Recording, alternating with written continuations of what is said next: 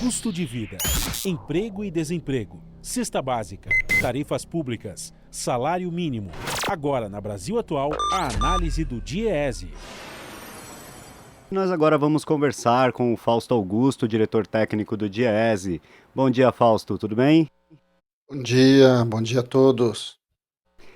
Fausto, após 2 anos de pandemia e uma ausência quase absoluta de políticas do governo federal para apoiar os mais pobres e garantir emprego e renda, qual a situação que os trabalhadores devem enfrentar de agora em diante?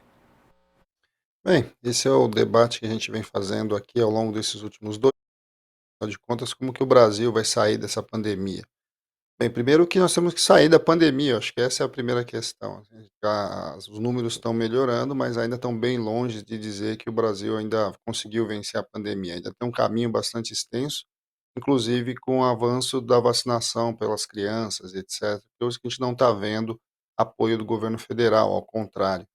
Agora, não há a menor dúvida que o brasileiro sai dessa pandemia muito mais pobre, né. O Brasil sai dessa pandemia mais desigual, mais injusto, até porque, de alguma forma, o que a gente assistiu ao longo desse processo foi uma deterioração do mercado de trabalho, ou seja, a taxa de desemprego começa, né, esse movimento muito alto, acima aí de quase 13 milhões de pessoas desempregadas. A inflação, ela atingiu frontalmente a renda dos mais pobres, ou seja, as questões dos alimentos, a questão dos combustíveis, a forma como a inflação também chegou para a cesta básica, ou seja, o carrinho de supermercado de cada um dos trabalhadores hoje está bem mais vazio do que antes dessa pandemia. Além de tudo, a gente viu que a pandemia também atingiu as classes de maneira diferente, tanto do ponto de vista dos mortos, quanto dos pontos de vista dos contaminados e muito provavelmente dos sequelados. A pandemia atingiu pesadamente a população mais pobre, as periferias, as regiões mais longínquas desse Brasil.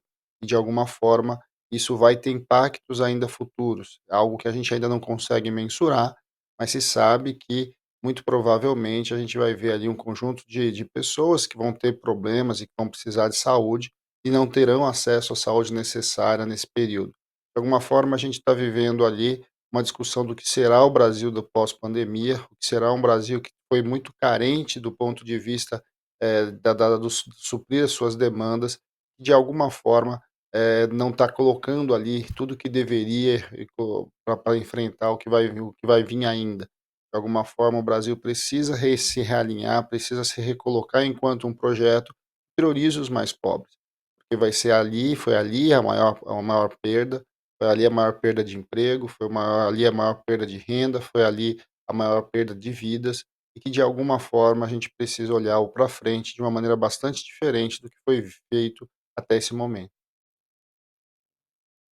Fausto, em certa medida, o auxílio emergencial e agora o Auxílio Brasil conseguiram conter uma piora ainda mais grave na situação da população mais pobre.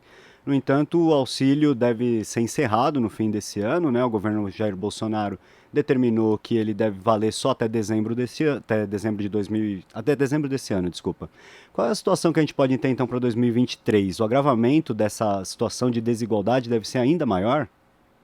Bem, a gente assistiu ainda a segurar, tanto do ponto de vista de segurar o PIB, né, ou seja, o crescimento econômico, quanto das condições sociais em geral, principalmente a partir do auxílio emergencial. É sempre bom lembrar que o auxílio emergencial não era a proposta do atual governo.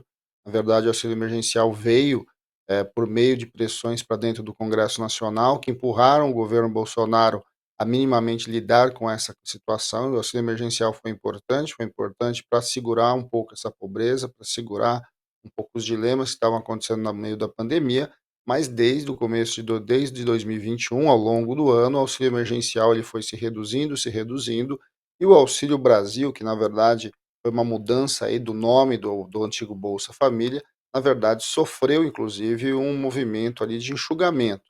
É bom lembrar que o Auxílio Brasil não é o Bolsa Família do ponto de vista da sua estrutura, ao contrário, um programa bastante importante que foi o Bolsa Família, que fez 18 anos, era um programa estruturado, maduro, que tinha clareza para quem acessava, que tinha clareza das formas de acesso a esse benefício. Eles, ao se transformar no chamado Auxílio Brasil, sofreu bastante alterações e essas alterações limitaram o programa, dificultaram o acesso, criaram novas complexidades e, na verdade, enxugou inclusive o número de famílias que ali estavam, né. Se a gente pegar o tamanho que foi o auxílio emergencial e o que acabou ficando o Auxílio Brasil, na verdade um conjunto bastante extenso de pessoas ficaram fora, da ajuda governamental. E isso de alguma forma, além de tudo isso, essa extrema insegurança do ponto de vista orçamentário, uma vez que o Auxílio Brasil só tem recursos até o final do ano. É uma medida claramente eleitoreira, que de alguma forma coloca desafios para 2023, porque sem uma política ativa de transferência de renda, sem uma política ativa de geração de trabalho, essa situação dos mais pobres tende a se complexizar, tende a se complicar cada vez mais. É importante lembrar que ao longo dessa pandemia, um dado que chama muito atenção foi a perda da renda. A renda do trabalho, a renda do trabalhador, ela caiu pela primeira vez desde o início da pesquisa, em 2012, e foi mostrando o quanto que essa deterioração vai impactando, inclusive, o mercado interno. E esse é um dado bastante importante. Nós até temos alguns indicadores vão mostrando que a economia, do ponto de vista do seu crescimento, se equivale agora ao momento pré-pandemia, mas na verdade a gente não tem pulsão, ou seja, o Brasil não consegue crescer a mais do que ele já está. E isso tem a ver com a incapacidade do mercado interno, das pessoas, das famílias, contribuírem, né, ou seja, comprarem, irem ao mercado, gastarem. A economia vai travando, e esse travamento da economia coloca dilemas bastante importantes para o próximo ano. O próximo presidente, enfim, o próximo governo que assumir, vai ter que ter um programa emergencial muito claro para fazer a economia voltar novamente a rodar, e aí a partir, preferencialmente, é o que nós defendemos, a partir dos mais pobres.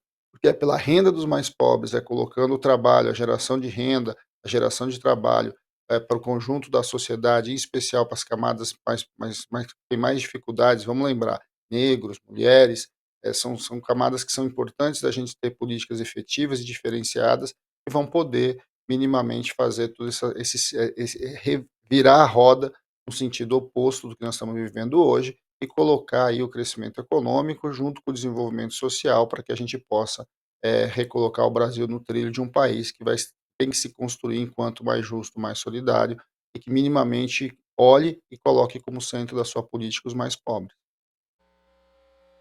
Fausto, a prévia do PIB indica um crescimento aí de 4,5% em 2021, a gente ainda não teve o resultado oficial. Mas o governo Bolsonaro já tem usado isso para dizer que a economia e o país estão indo bem, a situação está melhorando. Por que o PIB sozinho não serve para medir a melhoria de condições da população? O PIB pode crescer sem redução da pobreza do país?